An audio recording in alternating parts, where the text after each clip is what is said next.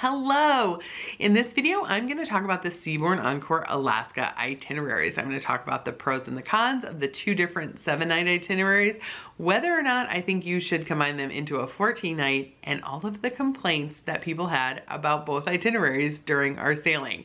I'm Angie, I'm a travel agent. This was my 123rd cruise, and I use my personal experience and expertise to help travelers like you make great decisions for their next cruise vacation. Email Angie at tripswithangie.com to put my expertise to work for you. Now, the Seabourn Encore is sailing from Vancouver to Juneau and then Juneau back to Vancouver on distinct 7-night itineraries. So let's talk about the first itinerary, which is from Vancouver to Juneau. I personally love sailing out of Vancouver versus Seattle. I think you get to the Inside Passage much more quickly and with less bumps. Having said that, we did have a pretty rough first sea day on our Seabourn Encore, so make sure to pack bone-ine or consult your physician if you think you might be prone to some motion sickness. After the first sea day, our first port of call was Ketchikan, Alaska. So Ketchikan is known for eagles, totem poles, crab, rainforest, and Creek Street. This is an old mining supply town. It has a pretty robust downtown area with a lot of shops and restaurants, lots of excursions here. Some of our favorites have been visiting the Oyster farm. We've also done a rainforest walk at the Alaska Rainforest Sanctuary. We've done a cruise to look for eagles and stop at the Totem Park. And then of course we've done the Great Lumberjack Show, which is a fun way to learn more about how lumber has been harvested historically in this area. We docked right in the premier spot downtown, so we were able to walk off and join up with our independent excursion. We had a wonderful lunch at Annabelle's, so I highly recommend Annabelle's if you are looking for a really good, especially halibut fish and chips lunch. It was delicious. After Ketchikan, we headed to Sitka. This is an old Russian community from the fur trapping stages. The excursion here include wildlife watches where you head out looking for otters and orcas. We did a lake cruise where we just enjoyed the beautiful scenery, learned more about homesteading, and then went to Fortress of the Bear. Fortress of the Bear is a sanctuary made from an old paper mill that is home to 7 bears who had been orphaned as cubs. So if you want to guarantee you see a bear while you're in Alaska, you'll want to book a trip over there. It's like a 20-minute trip. You can just grab a taxi, head there, see the bears, and then head back to town if you want. The other options are to go on more extensive bear excursions to different areas that are known for bears.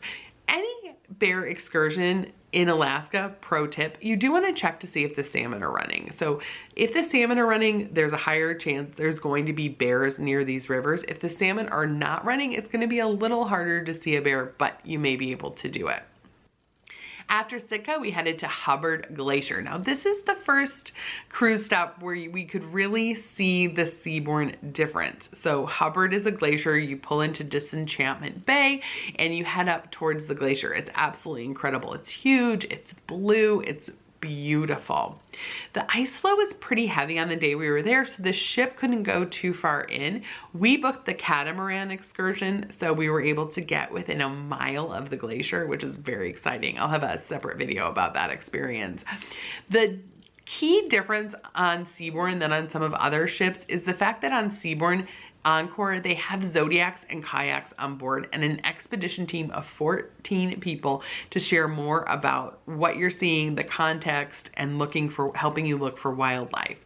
The Zodiac excursions were $350 per person during our sailing. The kayak excursions were $400 per person. But this is an incredible park to have these on board and be able to get up close and personal to the landscapes and the wildlife here in Alaska. After Hubbard, we headed to Inian Islands and Icy Strait Point. So again, this was a Seabourn difference that in the morning we headed to Inian Islands. They put out the Zodiacs, they put out the kayak excursions, they had expedition team members available on deck as we were going in and out of the area to help you look for wildlife and learn more about the scenery. In the afternoon, we docked at Icy Strait Point. This is a tremendous port for whale watching. book a whale watch here. It's awesome. We had a tremendous experience. Everyone I've known who've done a whale watch in Icy Strait Point has had a tremendous experience. It's also the location from the largest zip line in Alaska. So lots of fun things to do at Icy Strait Point. After Icy Strait Point, we headed to Haines, Alaska.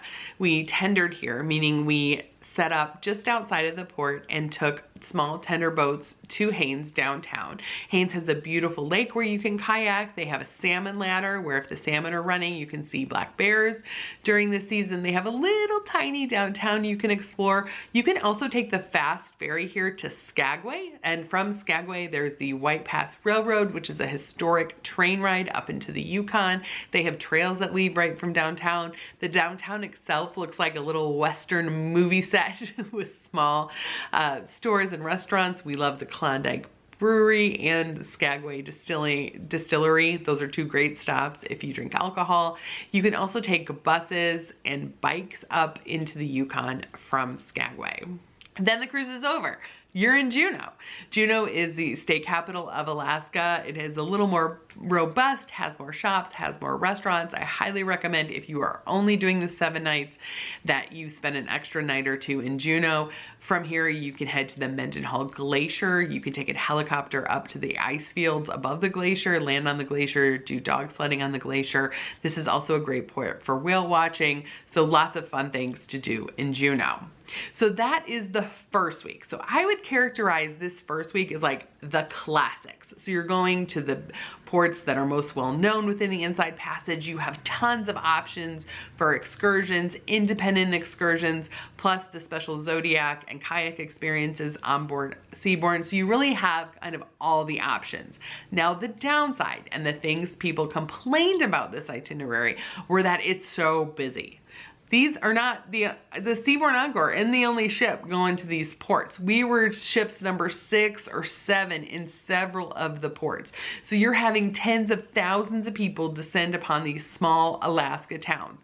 The streets are crowded, the restaurants are crowded, the shops are crowded. So that's something to keep in mind. These ports are popular for a reason. This is the most ships that have sailed in Alaska season ever, and next year is expected to be even more. So you can expect a more crowded experience on this itinerary.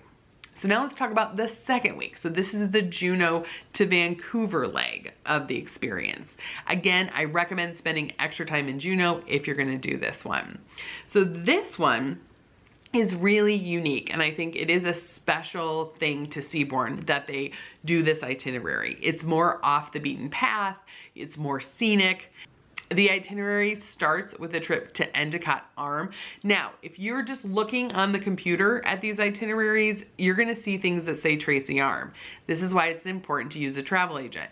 Tracy Arm is shut down. There was a huge, catastrophic landslide at Tracy Arm last season, and it has not been deemed safe to go back into Tracy Arm. So all of the ships that were previously went to Tracy Arm are making alternate arrangements. The Seabourn Encore is going to Endicott Arm, which ends at the Dawes Glacier. This is where those Zodiacs and kayaks offered a tremendous experience that you really don't find on other ships, especially larger ships, especially luxury ships. So we headed out in our Zodiac. We got up close to the glacier. Again, I'm gonna have a special video just about that experience, but tremendous day in exploring Endicott Arm and Dawes Glacier from the Encore. The next day we were in Wrangell, which is a small fishing community. Now the funny part about being in Wrangell was we were there on July 5th. And the biggest holiday in Wrangell is July 4th. So not only we were there the day after the largest celebration, so everyone's a little sleepy, it was a Sunday. So the town was even sleepier. But this is a great community. It is a fishing community. It has a large indigenous community. It has a beautiful clan house. It has a tremendous museum to learn more about the history of the area, which is fascinating. It has Petroglyph Beach, which has these petroglyphs that scientists still to this day can't quite explain. There was also a number of excursions from Wrangell. The Annan Creek Bear excursion is a really popular one from there. there. Again, that's a little better later in the season than in July when we went, when there's more salmon available. After Wrangell, we headed to the Misty Fjords. Now, you can access the Misty Fjords via an excursion from Ketchikan, but in this one, we got to pull right in to a small little inlet of the Misty Fjords. We got to go out and explore. Now, there's not a lot of wildlife here. This was more of a scenic exploration, learning more about the history of how the rocks were formed, the beautiful waterfalls, the silence around you as you explore these different areas. So that was really, really special. Though I will say, on the Zodiac tour later in the morning, we did the first one of the day. Later in the morning, they did report seeing a bear. So that was kind of fun.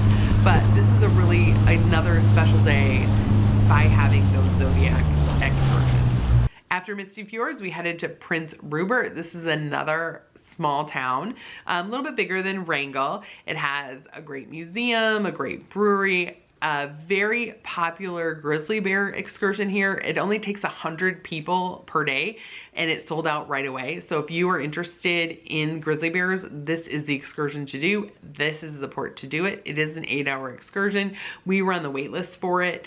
We signed up for the cruise a little bit too late to get into it, but book early and book into that excursion just so you have it as an option in Prince Rupert. Then we had a sea day, a scenic sea day, as we made our way back south to Vancouver. That one was very smooth, luckily, compared to the sea day on the first itinerary where it was a little bit rocky. And then our last port was Alert Bay, another very small fishing community. They were able to take out Zodiacs here to Cormorant Island. We had a tremendous viewing there. They have these kelp forests where the sea otters and seals hang out, so we got to see that.